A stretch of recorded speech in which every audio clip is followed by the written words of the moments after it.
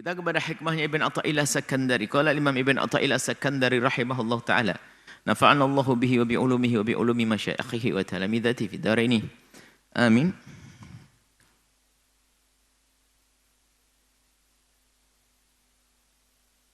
Rubbama dallahumul adabu ala tarkit talab. I'timadan ala qismatihi wa istighalan بذكره عن مسألته ربما bisa dimaknai kadang terjadi pada seseorang, rubbama kala-kala, ada kalanya, kadang terjadi pada seseorang. Jadi tidak terus-menerus, maksudnya kadang-kadang. Dallahumul adabu, telah menunjukkan kepada orang tersebut adabnya kepada Allah. Maksudnya apa? Kadang karena orang tersebut punya akhlak yang tinggi, adab, tata krama kepada Allah yang tinggi, maka tata kramanya ini membawanya ala tarkit talabi, untuk meninggalkan talab, memohon dan berdoa. I'timadan, karena dia bersandar kepada apa? Ala qismatihi, apa yang Allah bagikan kepadanya. Wastighalan, dan dia lebih menyibukkan bidzikrihi, dengan menyebut nama Allah, berzikir an mas'alatihi, daripada meminta. Jadi ada kala manusia itu begitu cintanya kepada Allah, makamnya sudah makam tinggi, makam kedekatan kepada Allah, sehingga tiba-tiba mereka itu ada pada satu keadaan yang mereka itu tidak mampu untuk memohon kepada Allah. Tidak mampu memohon kepada Allah. Karena mereka dengan keyakinannya bahwasanya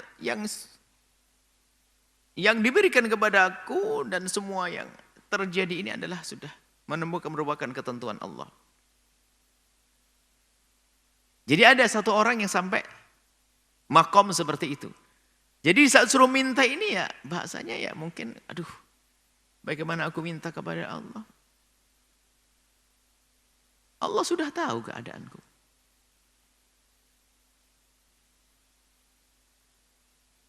Nah ini, dan ini kisah ini makom ini adalah makom Nabi Ibrahim alaihissalam.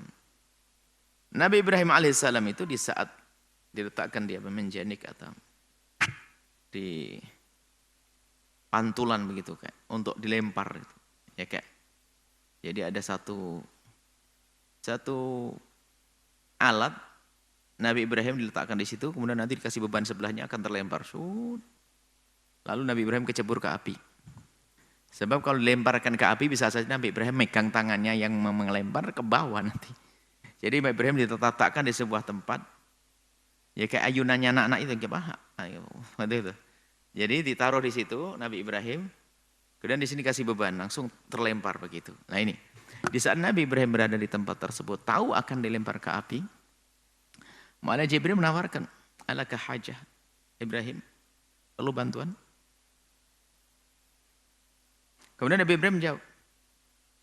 Nabi Ibrahim ditawari malaikat Jibril, amma ilaika la. Kepadamu tidak. Karena saat ini ujian, harus aku tawakal kepada Allah. Dia menyatakan, amma ilaika la. Kalau kepadamu enggak, wahai Jibril. Qala, kemudian Jibril mengajari, sal rabbak. Minta kepada Tuhanmu, kepada Allah. Falam yurut alaihi Ibrahim. Ternyata Nabi Ibrahim tidak menjawab. Di saat Nabi Ibrahim disuruh berdoa kepada Allah, mohon kepada Allah agar diselamatkan atau bagaimana, malah tidak. Hanya mengatakan, hasbiyallah wa ni'mal wakil. Hasbiyallahu wa ni'mal wakil. Cukup bagiku Allah. Dan sebaik-baik zat yang aku pasrai. Lah ini makom begini ini kadang datang kepada seseorang, ingin memohon kepada Allah, Dia tidak bisa karena adabnya sudah. Karena yakin Allah sudah melihatnya, Allah maha mengetahuinya. Bahkan khawatir bahwasanya permohonannya adalah sebagai bentuk ketidakpuasan dengan apa yang Allah berlakukan kepadanya. Ini ada makom. Dan nggak bisa dibuat-buat, ini adalah masalah dhok. Bahkan kita suatu ketika ada seorang yang sangat soleh bercerita. Dalam keadaan fakir hidupnya. Kita menemui beliaunya. Dalam keadaan fakir dalam hidupnya. Makan kurang. Jadi dia ngajar ilmu agama. Dia ngajar. Dia makannya kurang terus. Hidupnya fakir sekali. Kemudian dia cerita. Datang ke rumah seorang alim, seorang guru. Dikasih ijazah agar lapang rezekinya. Setelah pulang ke rumah itu dia ingin membaca doa tersebut ini. Mikir. Kalau aku baca doa ini kok seolah-olah selama ini aku dibuat fikir oleh Allah kayak tidak terima. Tidak dibaca doa itu sampai ketemu guru yang ngajarin setelah 2 tahun kemudian. Sudah kau baca doanya belum? Kenapa aku baca? Aku takut kalau aku baca doa ini seolah-olah aku ini kok nggak terima dengan apa yang Allah berlakukan kepadanya.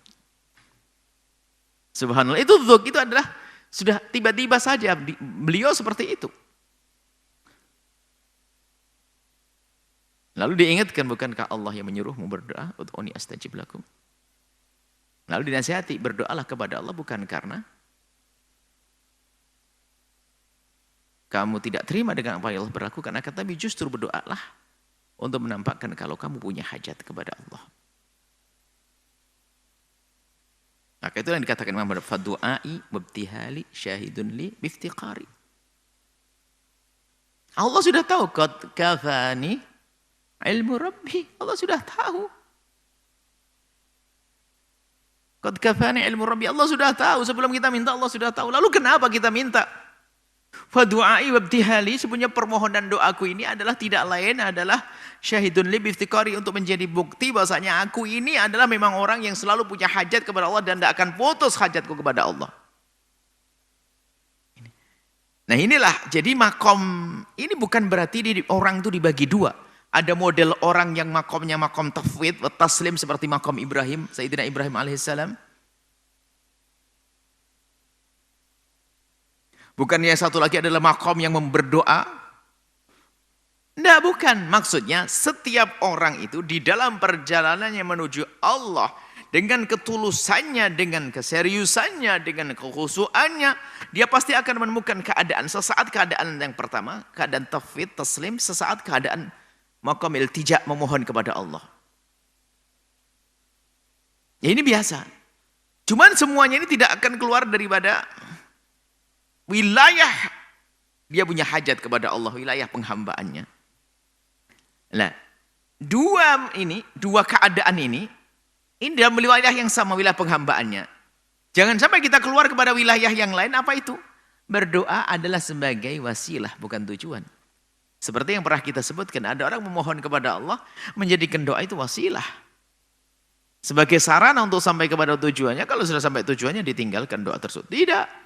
Para kekasih Allah menjadikan permohonan kepada Allah ini adalah menjadi sesuatu yang rutin baginya, karena ini adalah untuk menampakkan kepada dirinya kalau dia adalah seorang hamba. Untuk meyakinkan kepada dia adalah seorang hamba yang punya hajat. Terus punya hajat kepada Allah yang tidak akan putus. Sehingga dia memohon dan dia memenuhi permintaan Allah di saat memohon, bukan memenuhi permintaan dirinya.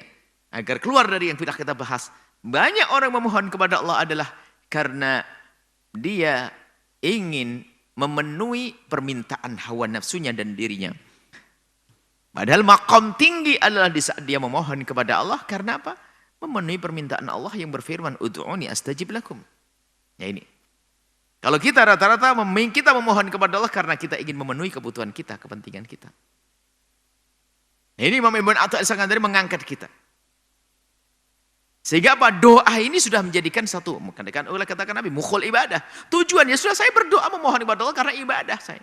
Terlepas daripada Allah memberi atau tidak, bukan urusanku. Yang penting aku memohon kepada Allah. Sehingga makom ini seiring dengan makom yang tidak berani minta kepada Allah. Khawatir di saat kita minta kepada Allah, maka ini seperti tidak terima dengan apa yang Allah berlakukan. Makom. Di luar ini adalah tadi doa yang hanya berharap agar doa agar diberi oleh Allah Subhanahu wa taala, menjadikan doa sebagai wasilah bukan sebagai tujuan. Ini adalah yang diinginkan oleh Ibn Athaillah Sakandari. Tadi kita sampai kepada makom ini. Makom menjadi hamba yang kadang kita itu ingin berdoa itu memikirin benar enggak saya dah masa dikasih ujian begini saja saya dah ngeluh kepada Allah, ngadu kepada Allah. Tapi di sisi lain kita sadar, mengaduku kepada Allah ini bukan karena aku tidak terima dengan apa yang Allah berlakukan kepadaku. Akan tapi aku mohon kepada Allah ini karena memang aku harus memohon karena aku punya hajat. Nah, begitu, jadi kita terus. Lihat beberapa pertemuan kita dengan Imam Ibn Athaillah Sakandari selalu bicara tentang doa-doa agar kita benar. Cara berdoa. Mohon kepada Allah. Nah ini. Wastighalan bidzikrihi. Lalu lebih menyibukkan dengan menyebut nama Allah yang Maha Tahu tentang keadaannya. Menyebut nama Allah, berzikir kepada Allah Subhanahu wa taala. Ada seorang sufi namanya Fudail bin Iyad itu. Kalau kita lihat bagaimana, dia hampir tidak punya doa. Munajat yang kepada Allah bukan doa. Hampir tidak punya doa. Setiap ada dicatat oleh murid-muridnya. Apa sih yang dikatakan oleh guru saya? Semua hanya pengakuan taknib nafsi untuk mencerca dirinya. Seolah berkata, ya Fudail, engkau berani menempatkan dirimu di tempat itu, di mimbar ilmu. Apakah kau sudah mengamalkan ilmu? Apakah kau tidak malu nanti jika di akhirat akan dilihat oleh orang mengikutimu ternyata kau adalah pendusta, engkau pembohong, kau tidak tulus. Hai, terus dirinya yang dicaci. Ini adalah makamnya Ibnu Fudail bin Iyad, adalah makamnya, makam Ibrahim tadi. Jadi hampir tidak berdoa. Hampir tidak pernah berdoa karena apa? Dia hanya menundukkan hawa nafsunya agar tidak masuk wilayah sombong, wilayah ujub. Harus berkata, kau banyak yang memuliakan kamu ya. Kau dimuliakan orang dan kau mulai bangga. Apa kau tidak tahu amalmu habis? Hei. Oh. Sehingga makom ini juga perlu selalu untuk kita belajar memasuki makom ini. Taknib nafsi itu untuk bagaimana kita mencaci diri kita, mencela diri kita sendiri, atau maksudnya menuduh diri kita sendiri agar kita tidak terlena.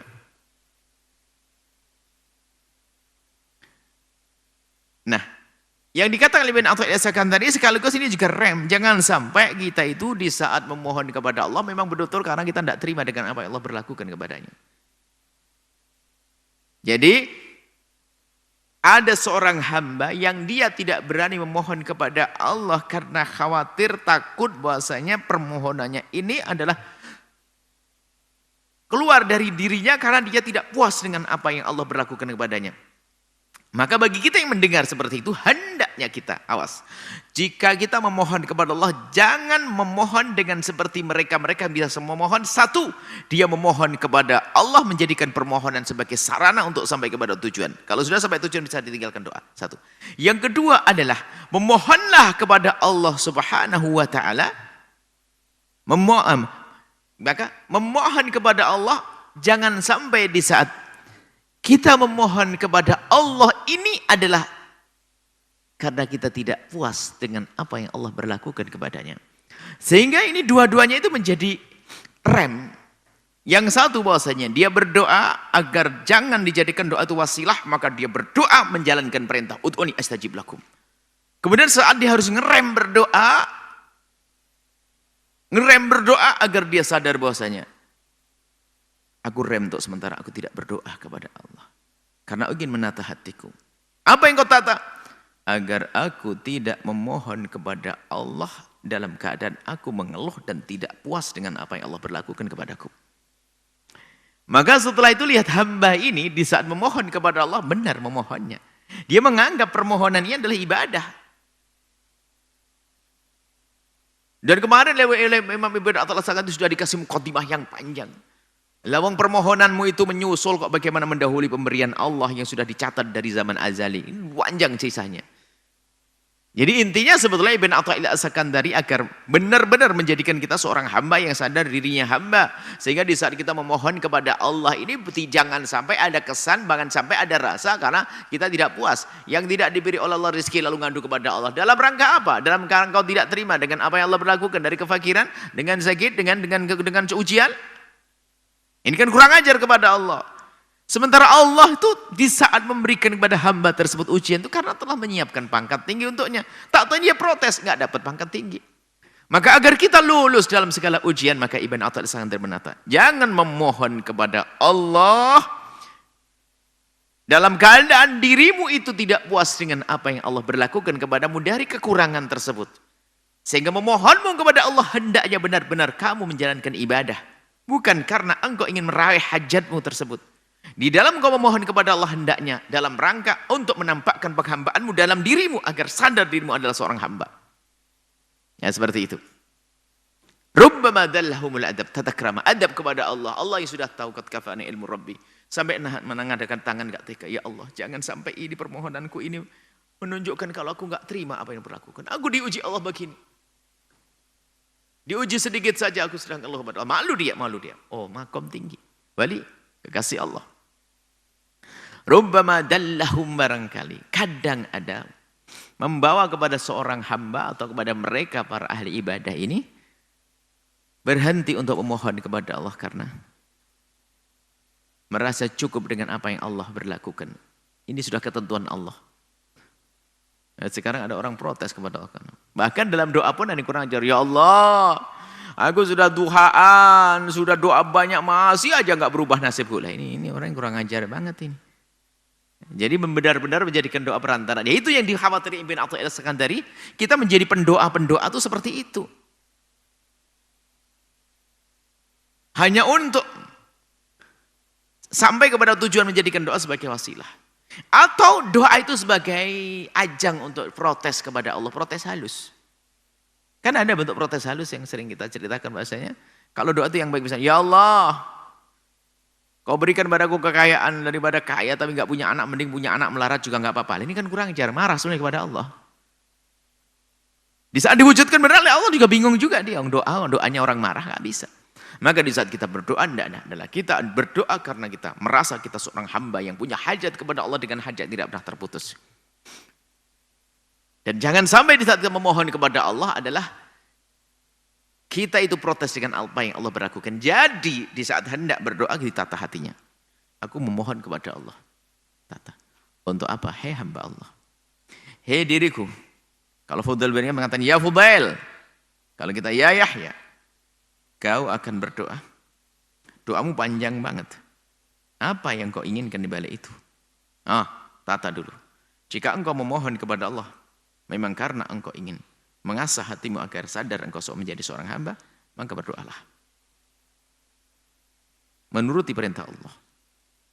Ya, engkau yang ingin berdoa, memohon kepada Allah.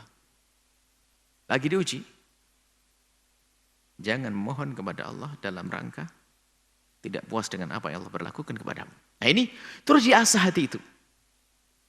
Sehingga permohonannya betul-betul permohonan berkualitas. Yang akan mendapatkan jawaban dari Allah, astajib lakum. Astajibnya adalah kalau tidak di dunia, nanti di akhirat. Dan itu adalah mukhul ibadah. Saripati daripada ibadah, berdoa itu. Maka setelah ini, biasalah dengan berdoa. Sadar bahwasanya dalam permohonan kita kepada Allah dalam berdoa adalah karena kita ingin menyadarkan diri kita bahwasanya kita seorang hamba. Dan sekaligus di dalam memohon kepada Allah, jangan sampai ada di dalam permohonan kita ini tersirat, terlintas bahwasanya kita tidak puas dengan apa yang Allah berlakukan kepada kita tentang ujian-ujian. Dan semoga Allah membebaskan kita dari segala ujian. Dan Allah memberikan kepada kita kemudahan dalam melewati ujian. Dan Allah menjadikan kita orang yang berjaya, orang-orang yang lulus dalam ujian, mulia di dunia dan mulia di akhirat. Wallahu a'lam bishawab.